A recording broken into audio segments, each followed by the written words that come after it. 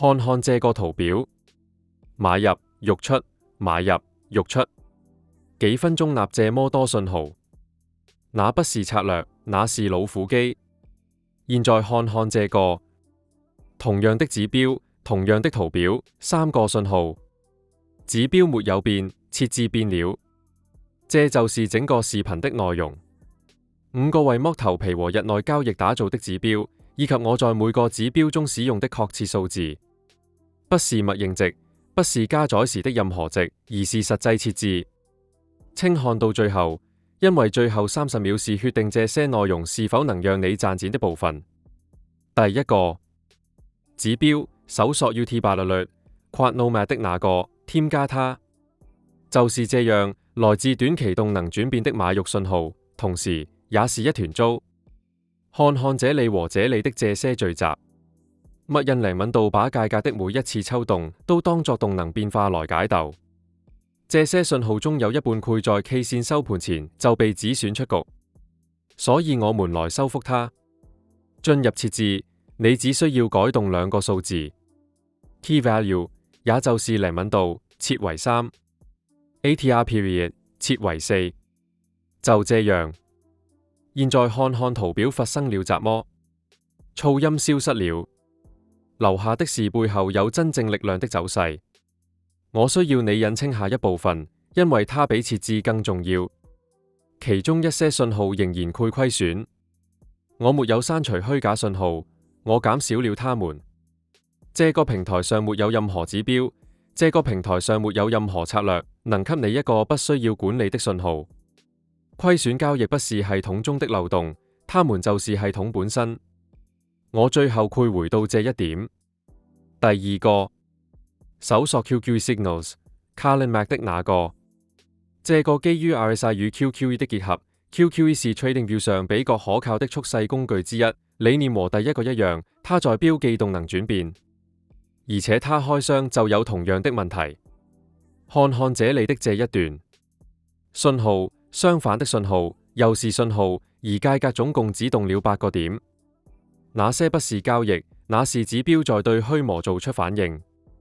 所以設置 RSI Length 55 QQE Factor 8。現在它是一張不同的圖表了。RSI 長度上的55在這裡發揮了主要作用，因為你把計算充足點的噪音中拉出來，放到真正反映轉變的東西裡。8的 QQE 因此加寬了帶寬，這樣它就不再對虛無觸發。而且這個也不是保證的，和第一個規則一樣。更少的配信號不是零壞信號，你不能單獨用它交易，你需要確認，你需要止損。第三個，搜索 Vader Explosion V2 Sheehan KM 的，這個位於圖表下方，他做的是前2個未做的事情，他在非常短的時間範圍內同時衡量動能和波動性。這正是剝頭皮交易的本質。你不是在預測價格下周會去哪裡，你是在波動性甦醒的那一刻進入交易。這裡有3樣東西要讀。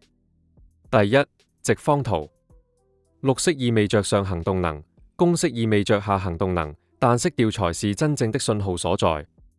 深綠色意味着上行動能正在積聚，尖綠色意味着它正在消退，價格在停讀或回調。公式意味着下行動能正在積聚，橙色意味着下行動能快未有了。所以你不只是在讀方向，你是在讀這個走勢船有沒有燃料。第二，這條藍色虛線死勾線，順便說一句，改一下它的顏色，它在深色圖表上幾乎看不見。當直方圖低於這條線時，市場已經安靜下來，波動性被壓縮了，而壓縮的波動性不會一直保持壓縮。第三，這條在上方的橙色線爆發線，直方圖高於它意味着這個走勢是真實的，背後有規模，所以這就是你要尋找的序列。您是否覺得身邊的每個人都在從人工智能中受益，但您卻不知道從哪裡開始？不要再等了，今天就開始吧。我們的免費交易機器人使用簡單，由人工智能驅動，每天可為您帶來高達1%的利潤。已有5萬多名會員加入，现在就點擊下面的鏈接獲取免費使用權。這是你利用人工智能的力量向財務增長邁出一步的機會。直方圖位於死勾下方盤整，然後向上穿過兩條線。這就是設置。在設置納部，你有波動性一則的布林帶輸入，動能一則的2條 EMA 以及一個靈敏度控制。我不會給你一個靈敏度數字，我會告訴你為什麼。它取決於你的時間框架、你的交易品種，以及你圖表上存有什麼。在納斯達克1分鐘圖上完美的設置，在歐元兌美元5分鐘圖上毫無用處。在你實際交易的市場上去測試它。第4個，搜索 Scalping Pullback Tool Just Uncle 的，這是純粹的裂扣，也是我在這份列表中最喜歡的一個。你看到的那個帶是3條 EMA，長度都是34，一條在收盤界上，一條在最高界上，一條在最低界上。這就是為什麼它給你一個歐域而不是一條線。綠線是89 EMA，那是你的快線。藍線是200 EMA，那是你的中線。如果你想要，船可以在上面疊加一條更長的。以下是你實際使用它的方法。那個帶是動態支撐和阻力。看這裡，價格運行，回調進入大納，站穩，然後繼續。在這裡又出現了。這就是全部要點。你不是在猜測頂部和底部，你是在等待價格回到一個水平，然後順應更大的蓄勢入場，而不是逆勢。這就是能活下來的剝頭皮交易者和活不下來的之間的勾別。我正在圍繞這個確切的指標製作一個完整的策略視頻，所以請訂閱並打開鈴稱，以免立鍋。最後一個，搜索 Volume Delta Hab Harmonic 的普通成交量指標告訴你交易了多少，這個告訴你誰贏了。你可以得到分開的買入量和溢出量，各自的百分比以及淨增量，實時顯示鉗對正在形成的那根 K 線。而且它也是可視化的，藍色是買入，公式是溢出，一根一根地追溯到歷史。現在看看為什麼這很重要。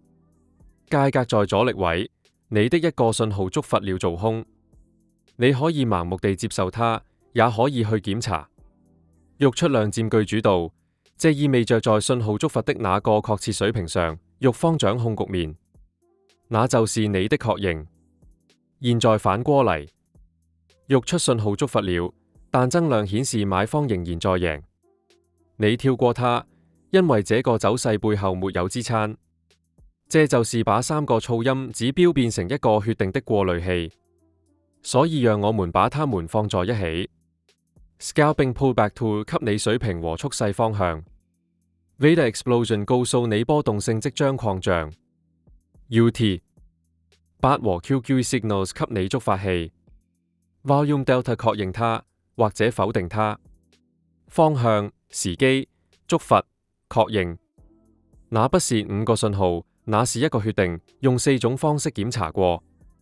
現在是我在開頭答應你的部分。這個視頻中的每個設置只做一件事，減少配信號。它不會消除它們。如果你看交易視頻是為了尋找永遠不會虧損的設置，那它不存在。任何賣給你這種設置的人都是在欲給你別的東西。真正決定你是否盈利的不是指標，而是當交易對你不利時你做了什麼。倉位大小、止損，在點擊買入之前知道你的虧損。指標發現機會，風險管理才是讓你留在這裡接受下一個機會的東西。如果你對這些設置有任何疑問，請留言。下個視頻見。交易順利。